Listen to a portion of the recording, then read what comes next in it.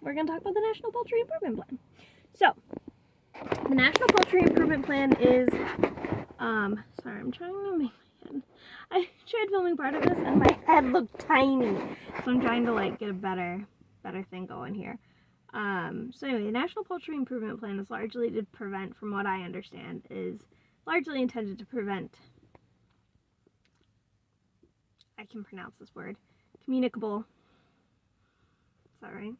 Communicable.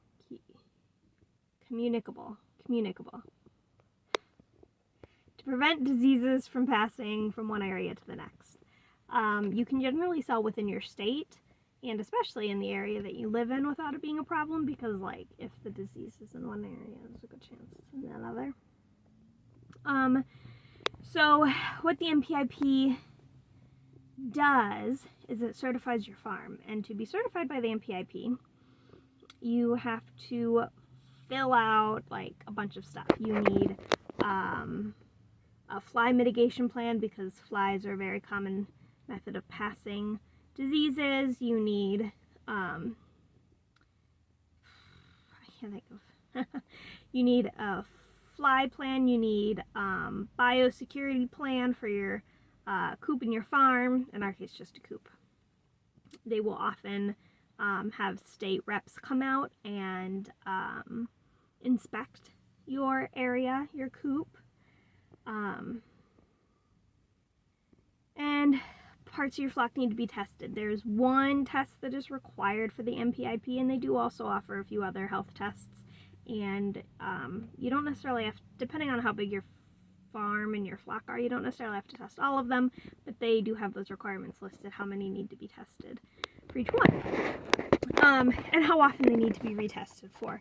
So the NPIP is required for most, if not all, states if you want to sell across state lines, and I believe it's required for the USPS.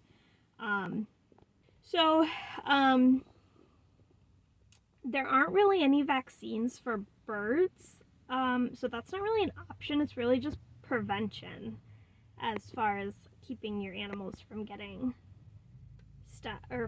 sick, and so that's why the NPIP exists, to help prevent that.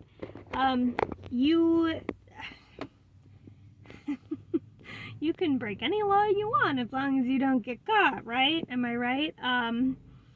For legal reasons, that's a joke. But I have known of farms that ship birds without that, and it's just kind of a risk. If you get caught, you'll be in trouble. It's a problem. And also I feel, for our customers to have the best experience, if we're shipping our birds, like, it's fair to them. If you hear background noise, it's because my husband's putting the lug nut on our car. Anyway, so you're gonna get in trouble, and to be honest, like, for me personally, so the reason that I've seen stated that they don't want to be a part of the NPIP is that they don't want other people on their farm, like they don't want the government involved in their farm, and like I kind of get that, but at the same time, if I'm selling my birds to somebody else, I feel it is in my customer's best interest that I have given them the guarantee that my farm is clean. I think it is in my customer's best interest that they have the guarantee that my birds are safe, my birds are healthy, and that I am taking reasonable measures to keep them that way, and to ensure that the birds that I'm sending them aren't going to damage their flock. And I think that's just fair. So I have no problem being a part of the National Poultry Improvement Plan. For me, it's not about whether or not the government, excuse me. So for me, it's not really about whether or not I want the government on my farm. It's what's best for my customers, and it's what's best for my birds, and making sure that everyone has the healthiest option, and especially with avian flu every year. And again, there's no vaccines. I can't vaccinate my birds. So, having a biosecurity process and measure, it really, that's not bad. So I understand why you don't want inspectors coming onto your farm and like judging. Like, you get enough of that with like if you're trying to sell livestock for food and stuff like that. But at the same time, like, I have a responsibility to do right by my customers, and I have a responsibility to do right by my flock, and I'm gonna do that, and that's with the NPIP certification. And again, I could choose not to get it, and I could choose to follow the law and only sell within the state of Minnesota, but I don't feel that's doing right by my birds because that lowers the amount of homes that I have the option of giving them. And so the reason that I'm not doing the NPIP certification this year is because I need to do more research on things like fly mitigation and what is required for biohazard security and things like that. And from my very brief research so far, it looks like I might benefit from introducing those first through the fall and the winter. Because a lot of that biohazard stuff, like, I just need to do better cleaning over the winter, and things like that. And so it doesn't necessarily make sense to get it now because I won't be ready for inspection until next year then.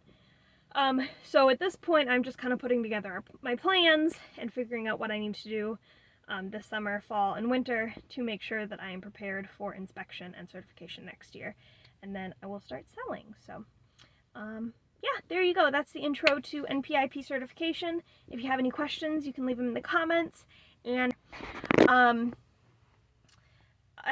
I can make a video about what my biosecurity plan looks like, what my fly mitigation techniques look like, and all of that fits in with NPIP certs once I have that going. So if you're interested in that, let me know in the comments, and I will be happy to make a second video that goes a little more in depth into what I need to do more specifically. So that's it. Hope you guys are having a better day than me. And we will see you Monday.